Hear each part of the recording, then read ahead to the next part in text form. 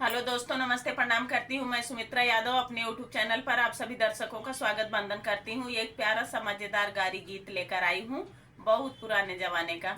फुल watch करके सुनना और लास्ट तक बने रहना, जब ये गारी का आनंद आएगा। और लाइक सब्सक्राइब करना, शेयर ज्यादा से ज्यादा करना। अरे आनी बड़ी छिनार की आनी आवत है, अरे आनी बड़ी छिनार की आनी आवत है। ओयनिया में उड़ी गई समधी कई बहिनिया हो, ओयनिया में उड़ी गई समधी कई बहिनिया, उड़ी के गई फैजाबाद यानी आवत है। अरे उड़ी के गई फैजाबाद यानी आवत है, अरे यानी बड़ी छिनार की यानी आवत है, अरे यानी बड़ी छिनार की यानी आवत है।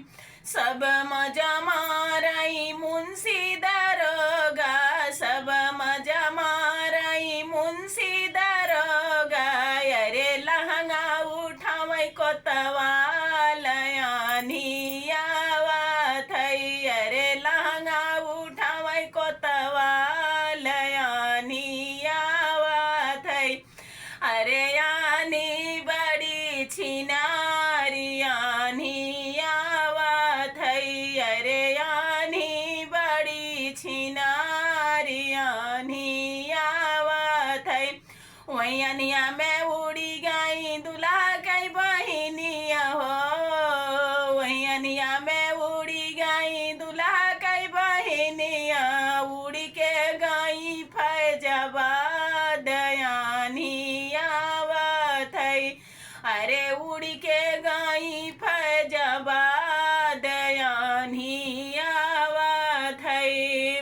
सब मजा मारई पुलिस दरोगा, सब मजा मारई पुलिस दरोगा, पुलिस दरोगा हो पुलिस दरोगा, सब मजा मार पुलिस दरोगा, अरे लहंगा उठावई थानेदार यानी आवत है, अरे लहंगा उठावई थानेदार यानी आवत है, अरे यानी बड़ी छिनार यानी आवत है, अरे यानी बड़ी छिनार यानी आवत है।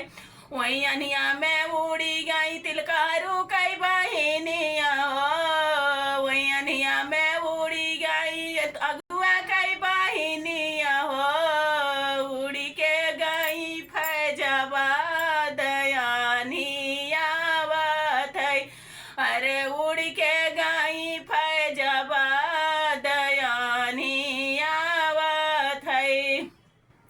सब मजा मारई पुलिस दरोगा, सब मजा लूटई पुलिस दरोगा, अरे पुलिस दरोगा हो पुलिस दरोगा, सब मजा लूट पुलिस दरोगा, अरे लहंगा उठावई कोतवाल यानी आवत है, अरे लहंगा उठावई कोतवाल यानी आवत है, अरे यानी बड़ी छिनार यानी आवत है, अरे यानी बड़ी छिनार यानी आवत है।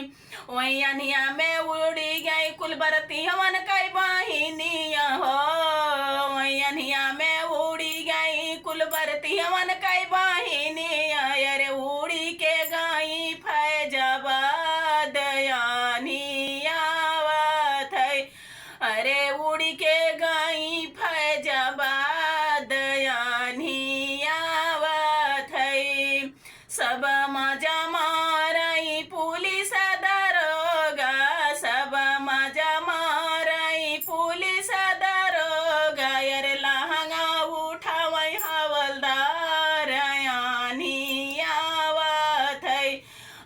लहंगा उठावै हवलदार यानी आवत है।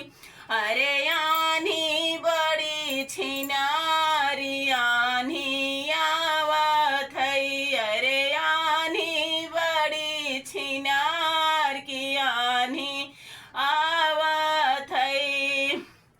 दोस्तों ये रहा गीत। लव सब्सक्राइब करना बार बार, सब्सक्राइब करना एक बार, लाइक करना बार बार, कमेंट करके जरूर बताना गीत का कैसा लगा। धन्यवाद।